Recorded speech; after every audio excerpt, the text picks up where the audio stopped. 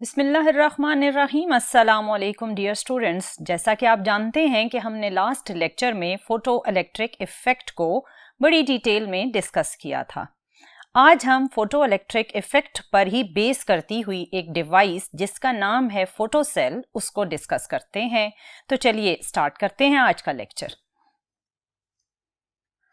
Dear student, इससे पहले कि आप फोटो सेल की वर्किंग को स्टडी करें, थोड़ा सा जान लेते हैं कि इस फोटो सेल में यूज होने वाला बेसिक प्रिंसिपल कौन सा है। डियर स्टूडेंट, आपने प्रीवियस लेक्चर में स्टडी किया था फोटो इलेक्ट्रिक इफेक्ट, जिसमें आपने कुछ इस तरह से ऑब्जर्वेशंस की थी कि जब कोई सुटेबल फ्रीक्वेंसी लाइट किसी मेटल सरफेस पर फॉल करेगी तो मेटल सरफेस के इलेक्ट्रॉन्स फ्री हो जाएंगे, और अगर आप एक प्रॉपर सर्किट अरेंजमेंट अटैच करें तो फ्री होने वाले इलेक्ट्रॉन्स से आप एक इलेक्ट्रॉनिक करंट जनरेट कर सकते थे। यही वो बेसिक प्रिंसिपल है जिसे आप फोटो सेल में यूज करते हैं। डियर स्टूडेंट, फोटो सेल फिर एक ऐसी डिवाइस होगी जिस पर जब लाइट फॉल करेगी तो ये इलेक्ट्रिक करंट जनरेट करेगा, और इसमें प्रोड्यूस होने वाली इलेक्ट्रिक करंट की अमाउंट अगर आप वेरी करना चाहते हैं तो उसकी वेरिएशन आप इंसिडेंट लाइट की अमाउंट को वेरी करके जनरेट कर सकते हैं। जिसका मतलब ये हुआ कि जो लाइट आपके मेटल सरफेस पर फॉल कर रही है, अगर उस लाइट की अमाउंट चेंज होगी तो जनरेट होने वाली करंट की अमाउंट भी ऑटोमेटिकली चेंज हो जाएगी। अब आप ये भी जानते हैं कि वर्क फंक्शन क्या था। वर्क फंक्शन, डियर स्टूडेंट, मैं थोड़ा सा आपके लिए रिकैप कर देती हूँ। वर्क फंक्शन था minimum amount of energy needed by the electron to come out from the metal surface. जिसका मतलब यह है कि आपने जो भी मेटल सरफेस सेलेक्ट करनी है for making a photo cell, उस मेटल सरफेस का वर्क फंक्शन आपको मालूम होना चाहिए, ताकि उस वर्क फंक्शन के अकॉर्डिंग आप कौन सी लाइट यूज करेंगे वो आप सिलेक्ट कर सकेंगे। हर मेटल सरफेस का एक अपना वर्क फंक्शन होता है। हर मेटल सरफेस के इलेक्ट्रॉन्स को फ्री होने के लिए डिफरेंट अमाउंट ऑफ एनर्जी की रिक्वायरमेंट होती है। अगर आप प्लैटिनियम मेटल को देखें तो इसका वर्क फंक्शन सबसे हाईएस्ट वर्क फंक्शन कंसिडर किया जाता है, दैट इज 6.35 इलेक्ट्रॉन वोल्ट। जिसका मतलब ये है कि प्लैटिनियम सरफेस के इलेक्ट्रॉन्स को, डियर स्टूडेंट, अगर आपने फ्री करवाना है तो minimum amount at least 6.35 electron volt होनी चाहिए, जिससे प्लैटिनियम के इलेक्ट्रॉन्स फ्री हो जाएंगे। और अगर आप 6.35 इलेक्ट्रॉन वोल्ट से ज्यादा एनर्जी वाली रेडिएशंस फॉल करते हैं तो फिर ये फ्री होने वाले इलेक्ट्रॉन्स काइनेटिक एनर्जी गेन करते हुए सर्किट में मूव कर सकेंगे।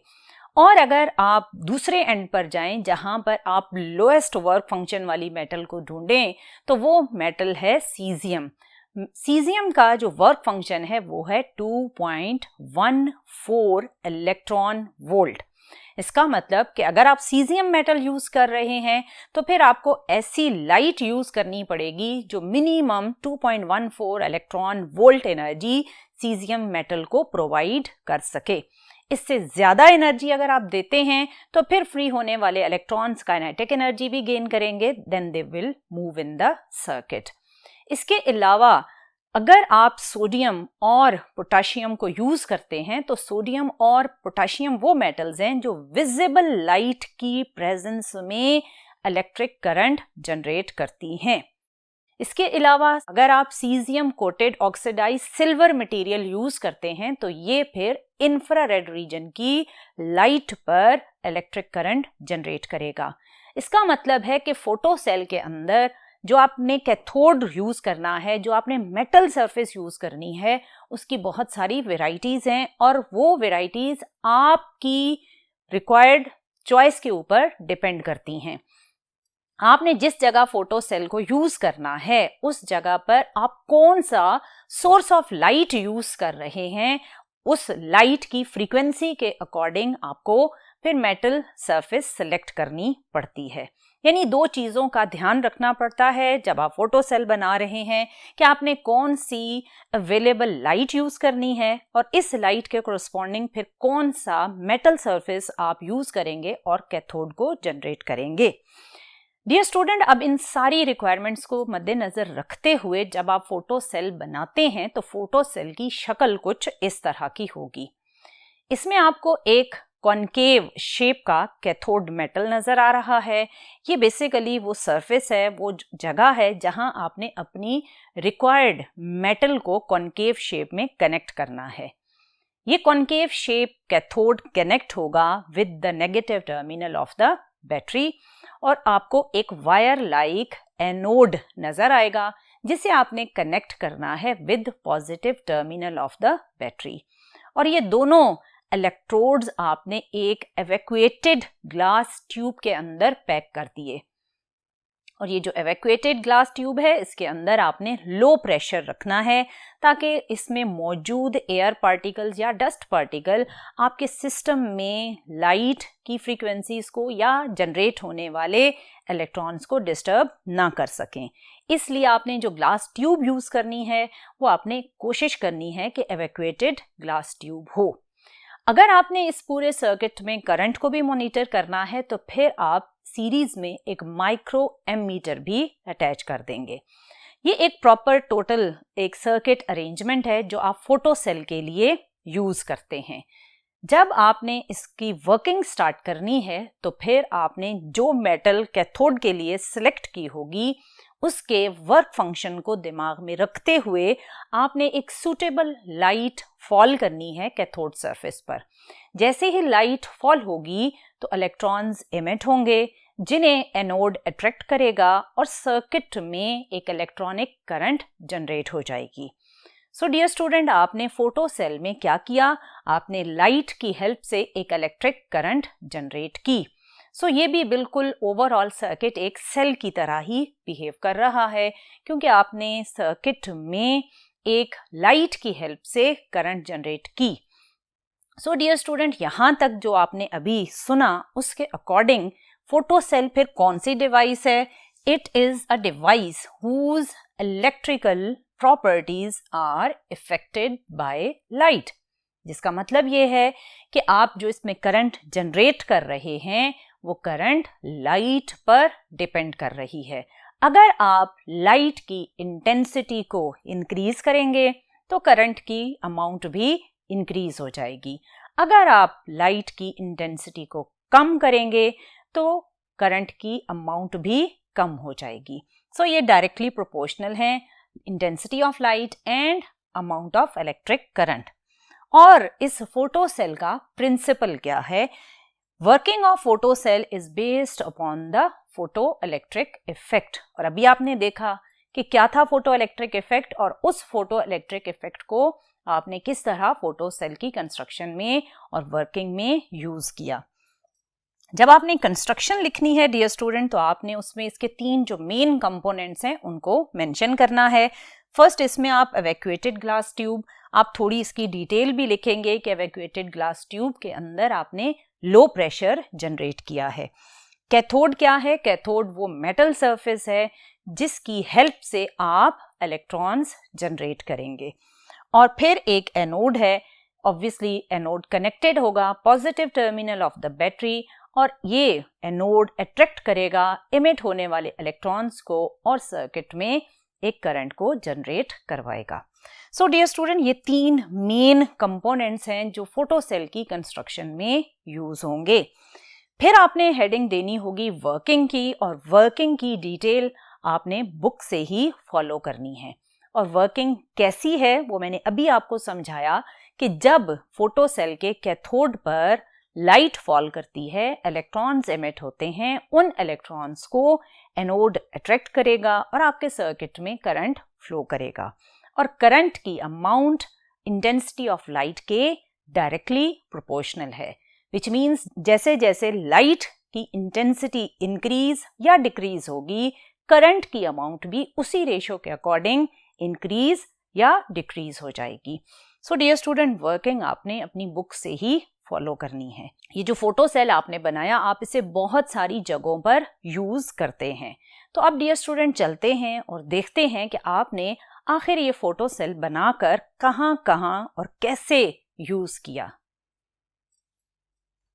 डियर स्टूडेंट, इसके यूजेस में से जो फर्स्ट टू यूजेस हैं they are closely related with each other.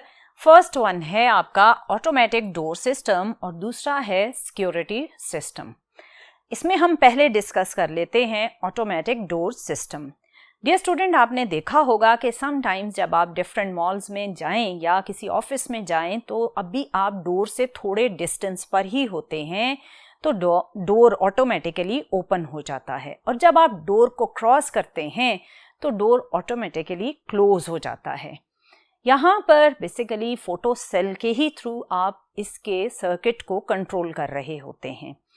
अगर आप फोटो सेल की वर्किंग को समझना चाहें तो सपोज करें कि ये आपके पास एक डोर जिसके टॉप सरफेस पर आपने सोर्स ऑफ लाइट को अटैच किया हुआ है और इसके बॉटम पर आपने एक फोटो सेल को अटैच किया।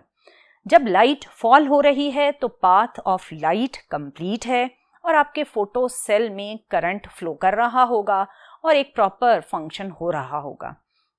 लेकिन जैसे ही आपने डोर को क्रॉस किया तो आपने लाइट के पाथ को ब्लॉक कर दिया, जिसकी वजह से फोटो सेल को मिलने वाली जो लाइट है वो ब्लॉक हो गई। सो फोटो सेल में जो करंट पल्स जनरेट हो रही थी उसकी अमाउंट में वेरिएशन आ जाएगी, और ये वेरिएशन जो करंट में जनरेट हुई ये ऑटोमेटिकली सर्किट में करंट के चेंज की वजह से डोर को ओपन कर देगी। और जैसे ही आप डोर को क्रॉस कर जाएंगे अगेन लाइट का पाथ कंप्लीट हो जाएगा और आपके फोटो सेल का ओरिजिनल करंट दोबारा से जनरेट होना स्टार्ट हो जाएगा और डोर ऑटोमेटिकली क्लोज हो जाएगा। अब इसी को अगर आपने यूज़ करना है सिक्योरिटी पर्पस के लिए कि आपके इस डोर में से अगर कोई एंटर हो तो आपको पता चल जाए, आप अलर्ट हो जाएं कि कोई डोर में से विदाउट एनी इंटीमेशन एंटर हो रहा है, उसके लिए आपने फोटो सेल का फर्दर कनेक्शन करना होता है किसी अलार्म के साथ या किसी सोर्स ऑफ लाइट के साथ, और इवन अब आपके मोबाइल्स के साथ भी कनेक्शन हो जाता है कि जैसे ही कोई डोर क्रॉस करता है लाइट की इंटेंसिटी के चेंज होने की वजह से फोटो सेल के जनरेट होने वाली करंट की अमाउंट में चेंज आया। जैसे ही वो करंट की अमाउंट चेंज होती है तो कंट्रोल रूम में लगा हुआ अलार्म या तो एक्टिवेट हो जाएगा या अगर आपने कोई बल्ब अटैच किया हुआ है तो वो ऑन हो जाएगा, और अगर आपने अपने मोबाइल के अलार्म के साथ सॉफ्टवेयर के थ्रू प्रोग्रामिंग की हुई है तो जैसे ही लाइट पाथ ब्लॉक हुआ, फोटो सेल की करंट में वेरिएशन आई तो आपके मोबाइल में लगा हुआ अलार्म एक्टिवेट हो जाएगा और आप अलर्ट हो जाएंगे कि विदाउट एनी इंटीमेशन कोई आपके डोर से एंटर हो रहा है। सो ये तो इसके फर्स्ट टू यूजेज थे जो बिल्कुल ऑलमोस्ट एक दूसरे से लिंक्ड ही थे। थर्ड वन यूज है काउंटिंग सिस्टम। अब ये काउंटिंग सिस्टम बहुत सारी जगहों पर यूज होता है। अगर आप एयरपोर्ट पर जो कन्वेयर बेल्ट है वहाँ पर अपना लगेज रख रहे हैं तो उधर कितने डेली आइटम्स या बैग्स क्रॉस होते हैं उन्हें काउंट करना, या अगर आप किसी मॉल में डेली आने वाले कस्टमर्स को काउंट करना चाहते हैं तो डोर्स पर आप फोटो सेल के थ्रू एक काउंटर अटैच कर सकते हैं, या फिर अगर आप किसी फैक्ट्री में डेली बनने वाली बॉटल्स की अमाउंट को काउंट करना चाहते हैं कि कितनी बॉटल्स की पैकिंग की गई, ये भी आप फोटो सेल की हेल्प से कर सकते हैं। इनमें से मैं एक आपको समझाती हूँ। लेट्स सपोज आपके पास एक बेल्ट पर डिफरेंट बॉटल्स मूव कर रही हैं और आपने इनको काउंट करना है, तो एक साइड पर आपने सोर्स ऑफ लाइट अटैच किया हुआ है और दूसरी साइड पर आपने काउंटर अटैच किया हुआ है। जैसे जैसे बॉटल्स क्रॉस कर रही हैं तो बॉटल लाइट के पाथ में जैसे ही आएगी तो लाइट पल्स को ब्लॉक कर देगी, और लाइट पल्स जैसे ही ब्लॉक हुई तो दूसरी साइड पर मौजूद फोटो सेल को जब लाइट नहीं मिलेगी, करंट का फ्लो जैसे ही रुकेगा तो वो इसको 1 काउंट करेगा। फिर जैसे ही सेकंड बॉटल क्रॉस करेगी दोबारा लाइट का पाथ ब्लॉक होगा और उसको वो नंबर 2 काउंट करेगा। सो इसके लिए ज़रूरी यह है कि बॉटल्स के बीच में स्पेस हो। अगर 2 बॉटल्स जुड़ी हुई गुजरेंगी तो वो उसको एक सिंगल काउंट देगा, जिससे आपकी काउंटिंग डिस्टर्ब हो सकती है। सो डियर स्टूडेंट, इसी तरह अगर आप एयरपोर्ट पर डिफरेंट कन्वेयर बेल्ट पर रखने वाले आइटम्स को काउंट करना चाहें या डोर में से डेली जो कस्टमर्स क्रॉस कर रहे हैं उनका नंबर काउंट करना चाहें, तो इन सारी सिचुएशंस में आप इसी तरह फोटो सेल की हेल्प लेंगे। उससे नेक्स्ट जो यूज़ है that is exposure meter for photography, जिसे आप लाइट मीटर भी कहते हैं। डियर स्टूडेंट, ये आपके फोटोग्राफिक कैमराज में लाइट की अमाउंट को कंट्रोल करने के लिए यूज़ किया जाता है, ताकि जो आप फोटोग्राफ डेवलप करेंगे तो बहुत ही क्लियर आए, या अगर कहीं सनलाइट बहुत ज़्यादा है उसकी इंटेंसिटी को कम यूज़ करना चाहते हैं, या क्लाउडी डे है और आप सराउंडिंग की लाइट को ज़्यादा अमाउंट में कैप्चर करना चाहते हैं, या अगर आप इनडोर भी फोटोग्राफी कर रहे हैं तो लाइट को कंट्रोल करके कैमरा में करंट की अमाउंट को कंट्रोल किया जाता है by using a photo cell या light meter. Sound track for movies fifth use है। इसके लिए पहले आप थोड़ा देखें कि साउंड ट्रैक यानी जहां आप साउंड की रिकॉर्डिंग करते हैं वो वाली फिल्म किस तरह की होती है। इस फिल्म को अगर आप देखें तो इसमें आपको डिफरेंट साइज के पैचेस नजर आ रहे हैं। इसमें जो स्मॉल साइज पैच है वो इंडिकेट कर रहा है स्मॉल इंटेंसिटी या स्मॉल पिच ऑफ साउंड को, और आप अगर देखें तो डिफरेंट इंटेंसिटीज ऑफ साउंड के अकॉर्डिंग जो ट्रैक्स बने हुए हैं वो डिफरेंट साइज के हैं। जब ये साउंड रिकॉर्डिंग की जाती है तो साउंड की डिफरेंट इंटेंसिटी वेरिएशंस के अकॉर्डिंग ये डिफरेंट ट्रैक्स बनते हैं। अब इस फिल्म को जहां आपने साउंड रिकॉर्डिंग की हुई है इसको आप फोटो सेल के सर्किट में कुछ इस तरह प्लेस करते हैं। जब आपने सोर्स ऑफ लाइट के सामने इस साउंड रिकॉर्डिंग वाली फिल्म को रखा तो हर पैच में से क्रॉस होने वाली लाइट की अमाउंट डिफरेंट होगी। जो पैचेस स्मॉल साइज के हैं वहां से लाइट कम क्रॉस करेगी, और जो पैचेस बिगर साइज के हैं वहां से लाइट ज्यादा क्रॉस करेगी।